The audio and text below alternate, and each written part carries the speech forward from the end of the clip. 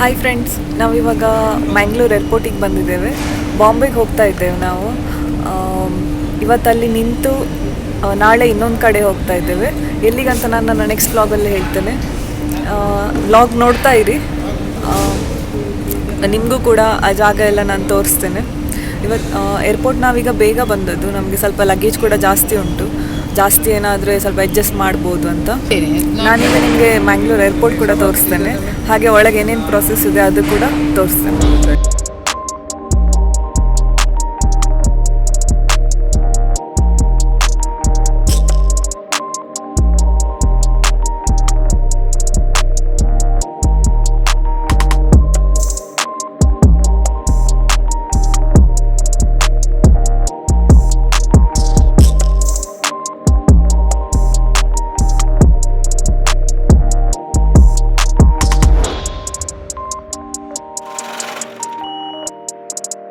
ಮ್ಯಾಂಗ್ಳೂರ್ ಏರ್ಪೋರ್ಟಲ್ಲಿ ನಾವು ಒಳಗೆ ಬಂದ ಕೂಡಲೇ ಬ್ಯಾಗ್ ಸ್ಕ್ಯಾನ್ ಮಾಡಿಸ್ಲಿಕ್ಕೆ ಇರ್ತದೆ.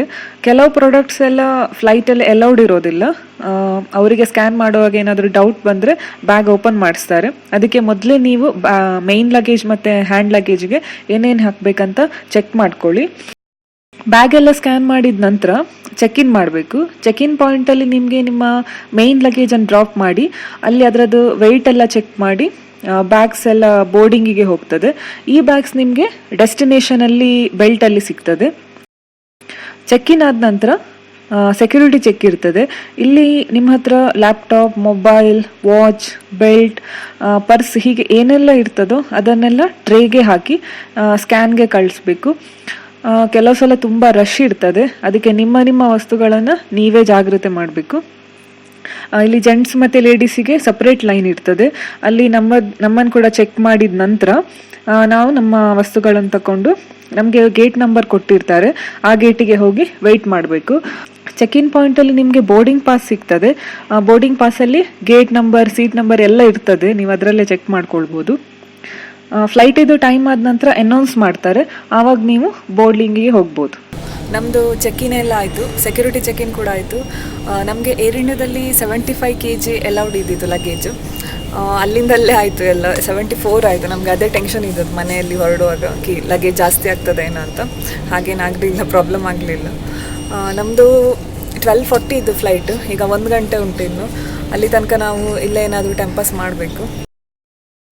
ನಮ್ಮದು ಏರ್ ಇಂಡಿಯಾ ಫ್ಲೈಟ್ 3 ಗಂಟೆ ಲೇಟ್ ಇದ್ದಿತ್ತು. ಅದಕ್ಕೆ ನಮಗೆ ಒಂದು 2 ಬಿಸ್ಕೆಟ್ ಮತ್ತು ಜ್ಯೂಸ್ ಕೊಟ್ಟು ಕುತ್ಕೊಳ್ಸಿದ್ದಾರೆ ನಮ್ಮ ಮನೇಲಿ.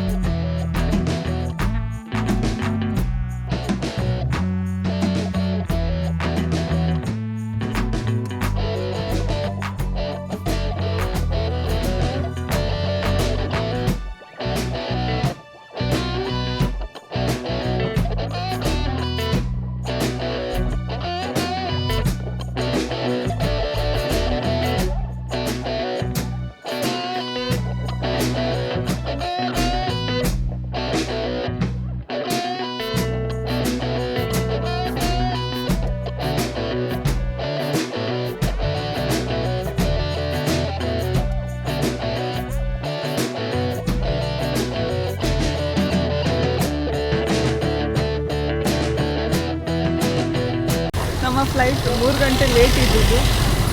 ತುಂಬಾ ಸಾಕಾಗಿದೆ. ಇವಾಗ ಸ್ವಲ್ಪ ಪರ್ಚೇಸ್ ಮಾಡಲಿಕ್ಕೆ ಉಂಟು, ಅದಕ್ಕೋಸ್ಕರ ಹೋಗ್ತಾ ಇದ್ದೇವೆ. ಅದರ ಮೊದಲು ಇಲ್ಲಿ ಒಂದು ಬಾಂಬೆದು ಸ್ಪೆಷಲ್ ಸಮೋಸ ಸಿಗ್ತದೆ, ನನ್ನ ಫೇವ್ರೇಟ್. ನಾನು ಇಲ್ಲಿ ಬಂದಾಗ ಪ್ರತಿ ಸಲ ತಗೊಳ್ತೇನೆ. ಸೊ ಅದು ತಿನ್ಲಿಕ್ಕೆ ಹೋಗ್ತಾ ಇದ್ದೇವೆ ಈಗ. ಬಾಂಬೆಗೆ ಬಂದಾಗ ಬಾಂಬೆದು ಸ್ಪೆಷಲ್ ಸಮೋಸ, ವಡಾಪಾವ್, ವೆಜಿ ಪಾವ್ ಅದೆಲ್ಲ ಟ್ರೈ ಮಾಡಿ, ತುಂಬ ಟೇಸ್ಟಿ ಇರ್ತದೆ. ನಾವೆಲ್ಲಿ ಹೋಗ್ತೇವೆ ಅಲ್ಲಿದ್ದು ತಿಂಡಿ ನಾವು ಟ್ರೈ ಮಾಡಬೇಕು ಯಾವಾಗ.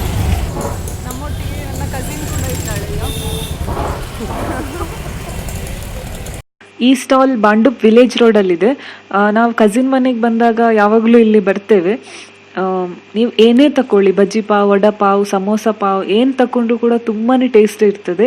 ಅದಕ್ಕೆ ಇಲ್ಲಿ ಬೆಳಿಗ್ಗೆ 10 ಗಂಟೆಯಿಂದ ರಾತ್ರಿ 10-11 ಗಂಟೆವರೆಗೂ ಹೀಗೆ ರಶ್ ಇರ್ತದೆ. ಇಲ್ಲಿ ತಿಂದ ನಂತರ ನನ್ನ ಕಸಿನ್ ಇನ್ನೊಂದು ಪ್ಲೇಸ್ ಸಜೆಸ್ಟ್ ಮಾಡಿದ್ಲು.